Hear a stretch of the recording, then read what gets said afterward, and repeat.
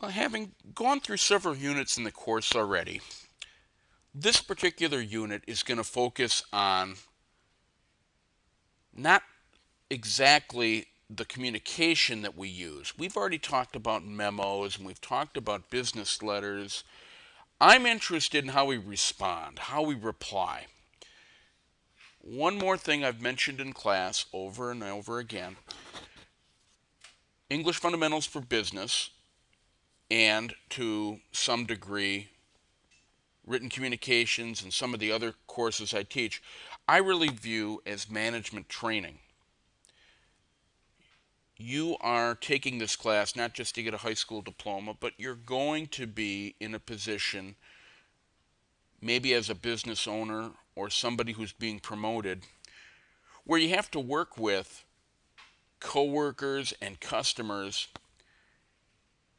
This is a unit that's going to focus primarily on how we effectively make that transition. Now, start with the first idea. Nothing is ever perfect. I would love it if every email I sent out was perfectly clear and didn't step on any feelings or something like that. But we all make mistakes. I'm interested in two kinds of customers that we might be dealing with, although when we talk about customers on the left, we think about trying to win back clients or trying to bring people into our business or our organization. At Gateway, I suppose the customers are the students. There's another customer, though. Those would be internal customers. You know them as coworkers.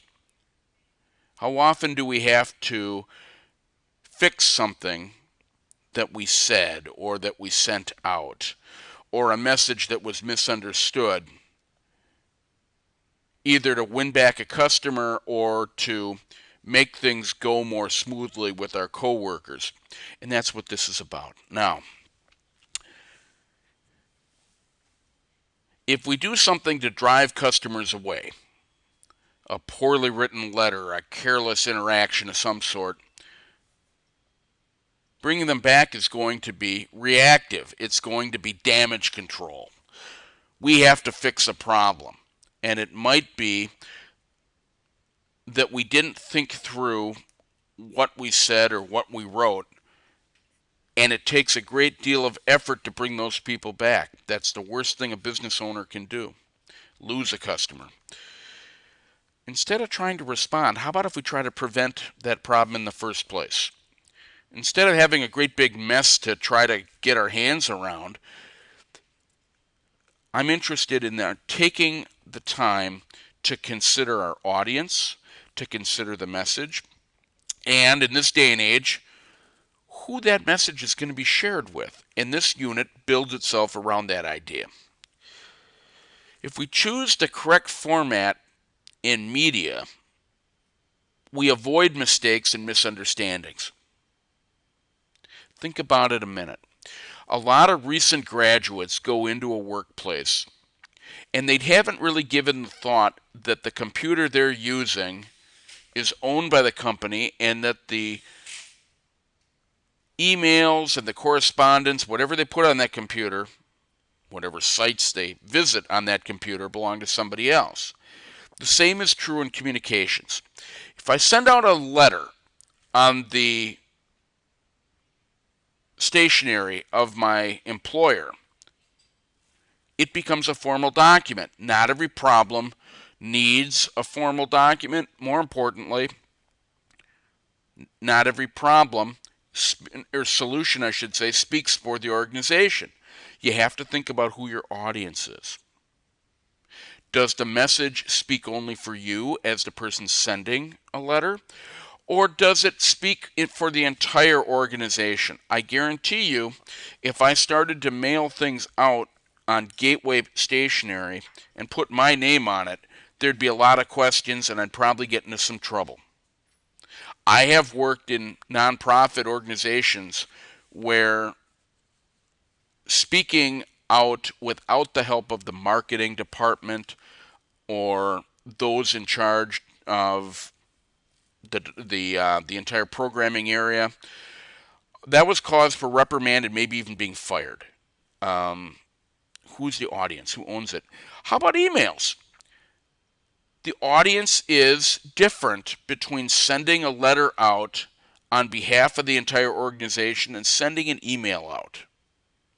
Is it okay to share that email with a wider audience beyond just your friends?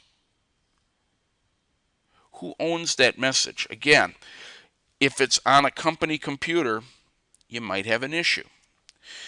When you are sending out that letter and trying your best to solve a customer-related problem, or maybe more importantly to some of us, if you're trying to solve problems internally within your organization, sensitivity and professionalism are a big concern.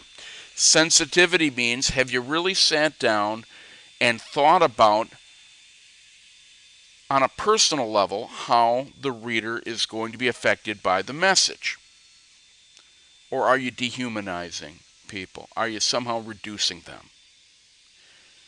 Professionalism is obviously even more obvious, I should say. I just used obvious twice. Professionalism ought to be just a glaring example. Are you offending people? Are you communicating simply and only to promote your own image and your own ego? Now, in a unit like this that's going to focus on problem solving, we're getting into an area that would be called public relations. That's what damage control would be. How do we own the message that's out and associated with our brand, with our organization?